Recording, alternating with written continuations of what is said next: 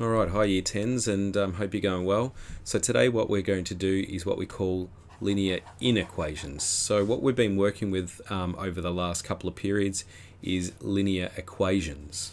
Okay, so for example, 3x plus 2 equals 7 for argument's sake. And what we've been doing is solving these by using these inverse operations. 3x equals 5 and x equals divide by 3, 5 on 3.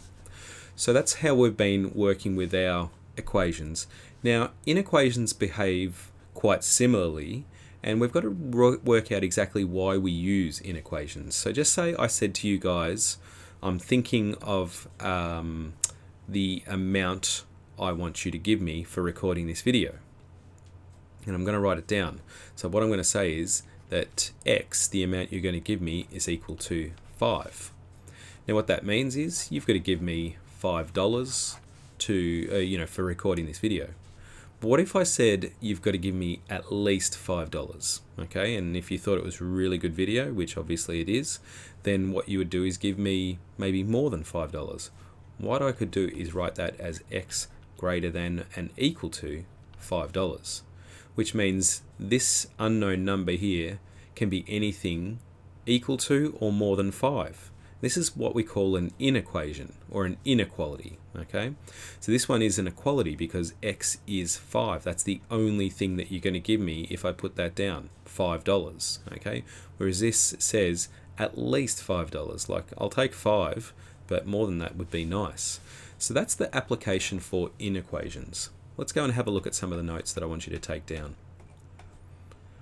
Okay, so these are the 4 separate inequality signs, and I want you to pause the video at some point and write down all of these in your notebooks.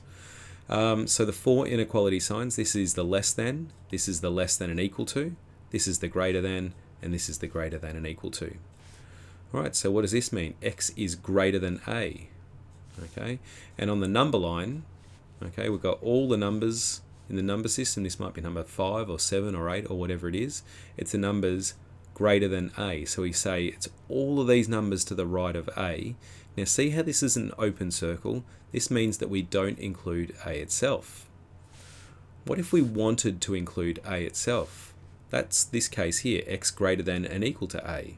Right? And what we do is it's the same line here, except we fill the dot in to say we can actually use A itself. Now the reverse is true for less than. It points in the negative direction and in the negative direction with an open circle and a closed circle respectively. Okay, so solving linear inequalities follow the same rules as solving linear inequations except for one big thing.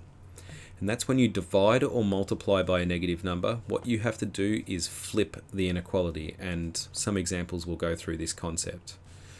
And also note that if you change, or if we reverse the inequality sign, we do that when we switch sides. So for example, if I said 3 is greater than 2, if I want to flip them around and write 2 on this side, what we have to do is flip the inequality sign to keep it true as well. So 2 is less than 3. Alright, so when I change these around here, I have to change the direction the inequality points to keep it true. Alright, so let's try some. Okay, write each number line as an inequality. So what you're going to do is pop this number line into your books here because it's important to have a reference point. And these are the values of x that are possible. So we can't include 2 itself, so this is going to be greater than, not greater than and equal to. And it's all the values above 2 or larger than 2. So it's x greater than 2. Right, this one here, it's a closed circle, so it's going to be a less than and equal to or a greater than and equal to. So it's going to be x less than or an equal to, because we want the values in the negative direction here, -1.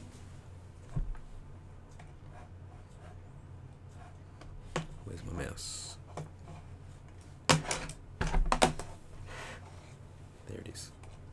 Okay, next slide. Okay, so what we'll do is write each of the following, and it is an inequality, and then show each solution on a number line. Okay, so A, x is less than or equal to 3. X is less than or equal to 3. And on a number line, here's 3, 2, 1. You don't have to write the other numbers, 0, etc., etc. 4, 5, 6. And if it's less than or equal to 3, that means we're going to put a closed circle on it, and it's the number lower than. So the arrow is going to point in that direction. Okay, B. X is greater than 1. X is greater than 1. These are the values of X. We probably should put an X in. This is 1, 2, 3, 4, 0, etc., etc. So because it's greater than, we're going to open circle 1 because it doesn't include it.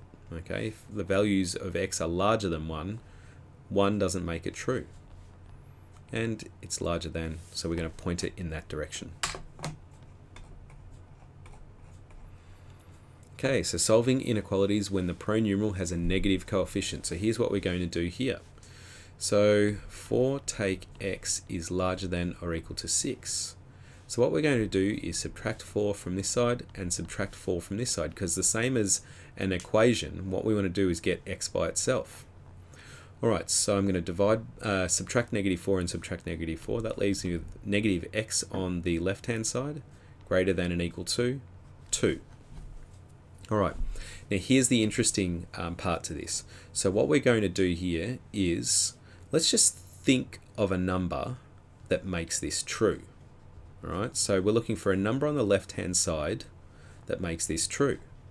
So I'm thinking of, say, negative 3, because if I substitute negative 3 in there, okay, I get negative 3 greater than or equal to 2, which is 3 greater than and equal to 2, which is true.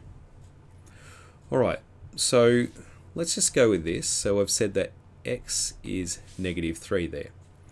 Let's go ahead and divide this by negative 1 and divide this by negative 1, because that's what I'm doing to get X by itself at the moment. Currently it's got a negative 1 as a coefficient. So we're going to divide both sides by negative 1, which gives us X. And this is really important here. What we're going to do is we've divided by a negative number here. So what we're going to do is flip the inequality.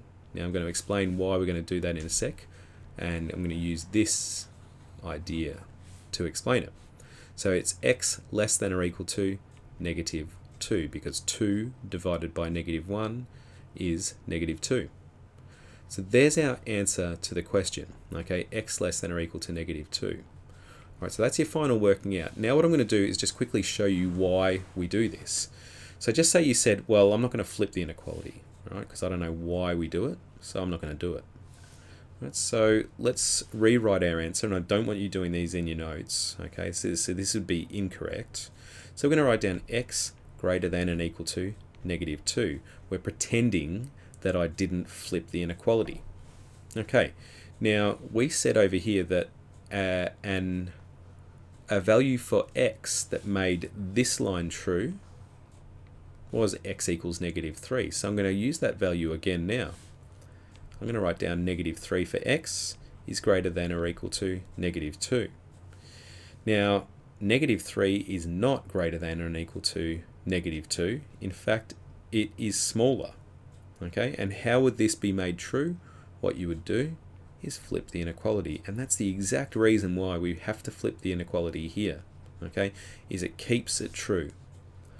Right, so back over here, the correct answer is going to be less than and equal to.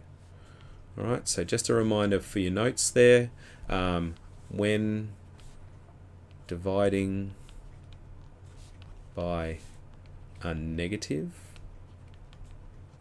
flip inequality to keep it true.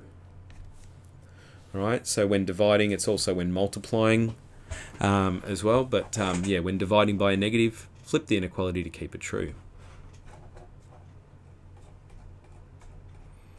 Okay, so I'll put the questions for this exercise on Canvas, so check that out, and yeah, give it a red hot go. I'll catch you next week, guys.